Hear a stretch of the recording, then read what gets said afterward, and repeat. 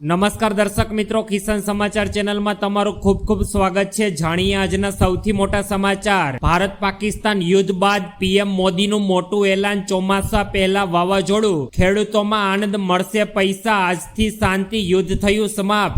મોદી બોલાવશે મોટી બેઠક, ભારતનો અમેરિકાને લઈને મોટો નિર્ણય। 10 અને 500ની નવી નોટો, નાના માણસોને 50,000 રૂપિયા તો 3 સવારી વાહન ચાલકોને દંડ। સોનાના ભાવમાં ઘટાડો, અચાનક યુપીઆઈ સેવા ઠપ। ગુજરાતમાં માવઠું શરૂ થયું, ગુજરાતમાં મળશે 500 રૂપિયામાં ગેસ અને મહિલાઓને 2 લાખ રૂપિયાની ભેટ, તો આધાર કાર્ડ સાથે ચૂંટણી કાર્ડ લિંક કરવું ફરજિયાત। આ તમામ નાના મોટા સમાચાર જાણીએ તે પહેલા કિસાન સમાચાર ચેનલમાં નવા હોય તો મિત્રો ચેનલને સબસ્ક્રાઇબ કરીને વિડીયો લાઇક કરી દેજો।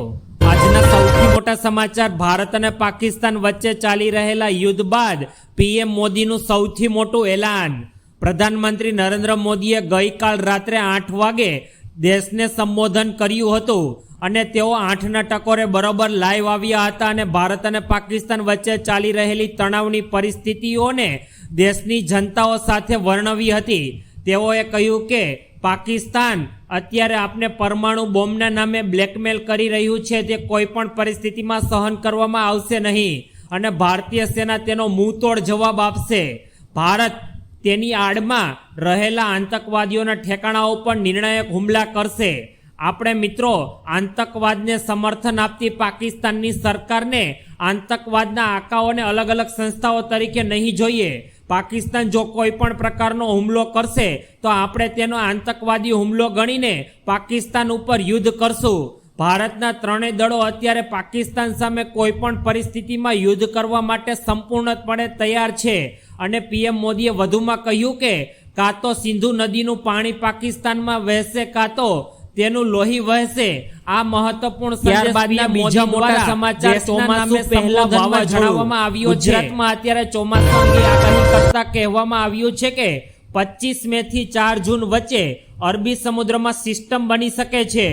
અરબી સમુદ્રમાં સિસ્ટમ બનતા તે ચક્રવાતમાં ફેરવાઈ જાય છે અને ત્યારબાદ તે વાવાઝોડામાં ફેરવાશે। આ ઉપરાંત આપણે પહેલા પણ જોયું હતું કે મે મહિનાના એન્ડમાં તમને વાવાઝોડાની પરિસ્થિતિ ગુજરાતમાં જોવા મળશે, જે અત્યારે બિલકુલ સાબિત સત્ય થઈ રહી છે। મિત્રો 28 મે થી 4 જૂન વચ્ચે રાજ્યમાં રોહિણી નક્ષત્રમાં વિવિધ ભાગોમાં વરસાદ આવી શકે છે, તો 13 મેના રોજ દેશમાં અંદમાન નિકોબાર ટાપુ ઉપર ચોમાસું પહોંચી ગયું છે। ત્યારબાદ 28 મે થી 4 જૂન વચ્ચે દેશના કેરળમાં ચોમાસું પ્રવેશ કરી શકે છે। આ દરમિયાન આપણે જોયું કે દેશમાં 2 મોટા વાવાઝોડાઓ પ્રવેશ કરશે, એક અરબ સાગરથી અને એક બંગાળની ખાડીથી। આ વાવાઝોડાઓ ભેજ સાથે વરસાદ લાવશે અને આ દરમિયાન ગુજરાત રાજ્યમાં ભારે પવનો પણ ફૂંકાઈ શકે છે તેવી હવામાન વિભાગ દ્વારા આગાહી કરવામાં આવી છે। ત્યારબાદના ખૂબ જ મહત્વપૂર્ણ સમાચાર। ગુજરાતના ખેડૂતો આનંદમાં, મળશે હવે દરેક ખેડૂતોને સીધા પૈસા। ગુજરાતમાં ભર ઉનાળે કમોસમી વરસાદ ખાબક્યો છે। મિત્રો છેલ્લા થોડા 3-4 દિવસથી ગુજરાતના વિવિધ ભાગોમાં કમોસમી વરસાદ પડી રહ્યો છે, જેના પગલે ખેડૂતોના પાકને મોટું નુકસાન પહોંચ્યું છે। ત્યારે ખેડૂતોમાં અત્યારે ભારે ચિંતા વ્યાપી ગઈ છે, કારણ કે કેટલાક ખેડૂતોનો પાક ઊભો અત્યારે પાણીમાં ડૂબી ગયો છે। આ બધાની વચ્ચે રાજ્ય સરકારે કમોસમી વરસાદમાં થયેલા નુકસાનનો સર્વે કરવા માટે અધિકારીઓને આદેશ આપી દીધા છે। તો પ્રાથમિક સર્વે કરીને આગામી 2 જ દિવસમાં કૃષિ વિભાગને અહેવાલ સોંપવામાં આવશે। ત્યારબાદ ખેડૂતોને સરકાર દ્વારા સહાયની ચૂકવણી અંગેની જાહેરાત કરવામાં આવશે। બાગાયતી પાકોને અત્યારે મિત્રો ગુજરાતમાં ભારે નુકસાન થયું છે અને તમને જણાવી દઈએ કે સપ્તાહના અંત સુધીમાં સરકાર દ્વારા પણ આ અંગે મહત્વપૂર્ણ નિર્ણય લેવામાં આવે તેવી સંભાવનાઓ અત્યારે વ્યક્ત કરવામાં આવી રહી છે। ત્યારબાદના ખૂબ જ અગત્યપૂર્ણ સમાચાર। ભારત પાકિસ્તાન યુદ્ધમાં આજથી શાંતિ, યુદ્ધની સમાપ્તિ। ભારત અને પાકિસ્તાનના યુદ્ધમાં અત્યારે હવે નવો વળાંક આવી ગયો છે અને ભારત અને પાકિસ્તાન હવે બંને દેશ શાંતિના માર્ગ તરફ જઈ રહ્યા છે। ભારત અને પાકિસ્તાનના director general of military operation એટલે કે ડીજીએમઓ વચ્ચે વાટાઘાટો આજે પૂર્ણ થઈ ગયો છે અને બંને દેશો વચ્ચે મહત્વપૂર્ણ બેઠકનો દોર પણ હવે પૂર્ણ થઈ ગયો છે। ભારત અને પાકિસ્તાન વચ્ચે આ બેઠકમાં ગોળીબારી સંપૂર્ણપણે બંધ કરી દેવા માટેનો નિર્ણય લેવામાં આવ્યો છે અને તે વિશે હવે બંને દેશોમાં સમજૂતી થઈ ગઈ છે. સોમવાર મંગળવારે ભારત અને પાકિસ્તાન વચ્ચે લશ્કરી મહાનિર્દેશોની વચ્ચે થયેલા વાટાઘાટામાં ગોળીબારી સંપૂર્ણ બંધ કરી દેવા માટેની સંમતિ રચાઈ ગઈ છે. તો અમેરિકા દ્વારા પણ બંને દેશો વચ્ચે યુદ્ધ વિરામનો ઘોષણા કરી દેવામાં આવી છે. ભારત અને પાકિસ્તાન વચ્ચે ચાલેલા યુદ્ધમાં ભારતે અત્યારે ઘણો બધો વણાકો જોયા છે અને પાકિસ્તાનને કોઈ પણ પરિસ્થિતિમાં માફ નહીં કરવા માટે પણ ભારતે નિર્ણય લઈ લીધો છે. ત્યારબાદના સૌથી અગત્યપૂર્ણ સમાચાર, મોદી બોલાવશે સૌથી મોટી બેઠક.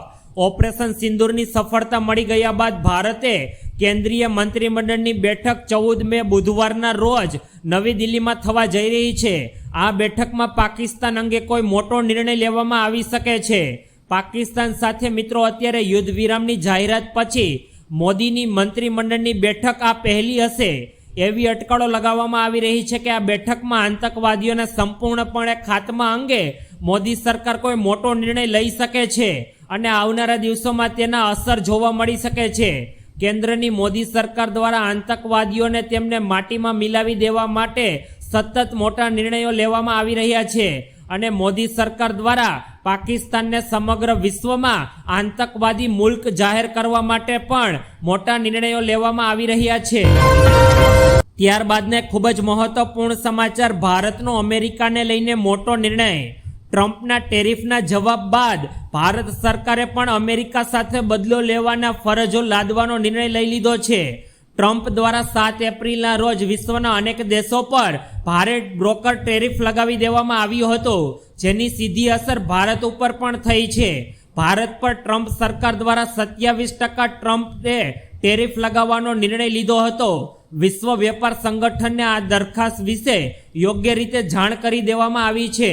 આ પછી હવે ભારત પણ અમેરિકામાં એક્સપોર્ટ થઈ રહેલા સફરજન, બદામ, બોરિક એસિડ, નાશપાતી, સ્ટીલ અને એલ્યુમિનિયમ પર ભારે ટેરિફ લગાવવા જઈ રહ્યો છે. ભારત દ્વારા સ્ટીલ અને એલ્યુમિનિયમ પર લાદવામાં આવી રહેલા ભારે ટેરિફના જવાબમાં વોશિંગ્ટન ડીસીમાં પણ ભારે ટેરિફ લગાવવામાં આવ્યો છે. તો હવે ભારત સરકાર પણ ટ્રમ્પના ટેરિફના જવાબમાં વળતું ટેરિફ લગાવવા માટેનો નિર્ણય પૂર્ણ કરી ચૂક્યો છે. ત્યારબાદ 10 અને 500 રૂપિયાની નવી નોટો અંગે મહત્વપૂર્ણ ખબર. ભારતીય રિઝર્વ બેંક દ્વારા શુક્રવારે એક માહિતી આપવામાં આવી અને તેમાં જણાવવામાં આવ્યું છે કે ટૂંક સમયમાં મહાત્મા ગાંધીની શ્રેણી હેઠળ નવા ગવર્નર જે ભારતના સંજય મલ્હોત્રા છે તેના હસ્તાક્ષરવાળી 10 અને 500 રૂપિયાની નવી નોટો જાહેર કરવામાં આવશે. આ તમામ નવી નોટોની ડિઝાઇન બધી રીતે મહાત્મા ગાંધીની નવી સિરીઝની હાલ 10 અને 500 રૂપિયાની નોટો જેવી જ હશે, એમ કેન્દ્રીય બેંકે એક નિવેદનમાં જણાવ્યું હતું. નવી નોટો જારી કરવામાં આવી હોવા છતાં રિઝર્વ બેંક દ્વારા અગાઉમાં જારી કરેલી 10 અને 500 રૂપિયાની તમામ નોટો કાયદેસર રીતે ટેન્ડરમાં શરૂ રહેશે. એટલે કે તમે નવી નોટોની હસ્તાક્ષરવાળી નોટ આવ્યા બાદ પણ તમે જૂની 10 અને 500 રૂપિયાની નોટોને ચલણ તરીકે ઉપયોગ કરી શકશો. ત્યારબાદના અગત્યપૂર્ણ સમાચાર, નાના માણસોને 50,000 રૂપિયાની સહાય. પ્રધાનમંત્રી સન્માન નિધિ યોજના હેઠળ હવે સરકાર દ્વારા લોકોને અને નાના વેપારીઓને 50,000 રૂપિયાની સહાયની ચૂકવણી કરવામાં આવશે. હવે ડિસેમ્બર 2024 સુધી આ યોજનાને લંબાવી દેવામાં આવી છે. અગાઉ તેની છેલ્લી તારીખ 31 માર્ચ 2025 હતી. આ બાદ આ યોજના હેઠળ નાના વેપારીઓ અને સ્ટીલ વેન્ડર જેમને લોન આપવામાં આવશે. નાણાં મંત્રાલય દ્વારા ટ્વીટ કરીને માહિતી આપવામાં આવી છે કે જો કોઈ પણ શહેરી વિક્રેતા નાના વર્ગના મજૂર લોકો અથવા કોઈ પણ નાગરિકને કિરાણાની સ્ટોર અથવા રેડીમેડ અથવા ફળની દુકાન ખોલવા માંગે છે અથવા તો નાનો મોટો બિઝનેસ શરૂ કરવા માંગે છે તેવા વ્યક્તિઓને પ્રધાનમંત્રી સન્માન નિધિ યોજના હેઠળ લોનની રકમ 50,000 રૂપિયાની સહાયની ચૂકવણી કરવામાં આવશે. જો મિત્રો તમે પણ આ યોજનામાં અરજી કરવા માંગતા હો તો તમારે જરૂરી ડોક્યુમેન્ટ સાથે અરજી કરવાની રહેશે. ત્યારબાદના બીજા સૌથી મોટા સમાચાર, ટ્રાફિકના નવા નિયમો જાહેર થઈ ગયા છે. 3 સવારી વાહન ચાલકોને મોટો દંડ. જો તમે તમારા બાળકને વાહન ચલાવવાની પરવાનગી આપી રહ્યા છો અને તમારું બાળક હજી સગીર છે તો તમે અત્યારે મિત્રો સીધા જેલ ભેગા થઈ શકો તેમ છો। 1 માર્ચથી અમલમાં આવેલા નવા વાહન કાયદા નિયમ હેઠળ સગીર દ્વારા કરવામાં આવેલ કોઈ પણ પ્રકારના ગુના માટે તે વ્યક્તિના માતા પિતા અથવા તો વાલી દોષિત ગણવામાં આવશે। આવા કિસ્સામાં તેને 3 વર્ષની જેલ અને 25,000 રૂપિયાનો દંડ સરકાર દ્વારા ફટકારવામાં આવી શકે તેમ છે। જો 2 વ્હીલર પર ત્રીજા સવાર વ્યક્તિ તરીકે મિત્રો તમે તમારા બાળકને બેસાડો છો અને તમારા બાળકની ઉંમર 4 વર્ષથી વધુ છે તો હવે તમારે 1,000 રૂપિયાનો દંડ ભરવો પડશે। આ તમામ નિયમો સરકાર દ્વારા 1 માર્ચ 2025થી લાગુ કરી દેવામાં આવ્યા છે, જેની દરેક વ્યક્તિએ ખાસ નોંધ લેવી। ત્યારબાદના મહત્વપૂર્ણ સમાચાર। અચાનક દેશમાં યુપીઆઈ સેવા થઈ ગઈ ઠપ।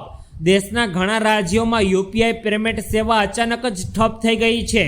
આવી સ્થિતિમાં વપરાશકર્તાઓ પેટીએમ, ફોનપે, ગૂગલ પે અને અન્ય યુપીઆઈ આધારિત એપ્લિકેશન દ્વારા ચૂકવણી કરી શકતા નથી। દેશભરમાં વપરાશકર્તાઓ તેમજ ડિજિટલ વેબસાઇટ પરથી ડાઉન રિસ્કના પર ફરિયાદ કરી રહ્યા છે। જો હજુ સુધી કોઈ સત્તાવાર નિવેદન બહાર પાડવામાં આવ્યું નથી, પરંતુ લોકોને અત્યારે પોતાના ટ્રાન્ઝેક્શન યુપીઆઈની મદદથી થઈ રહ્યા નથી, જેથી અત્યારે દેશના લોકો હેરાન પરેશાન થઈ ગયા છે। આ એક સર્વરના ડાઉનને કારણે દેશમાં યુપીઆઈની સેવાઓ ઠપ થઈ ગઈ છે। ત્યારબાદના અગત્યપૂર્ણ સમાચાર। ગુજરાતમાં માવઠા શરૂ થયા। ગુજરાત રાજ્યમાં છેલ્લા થોડા દિવસથી વિવિધ વિસ્તારોમાં વરસાદ જોવા મળી રહ્યો છે।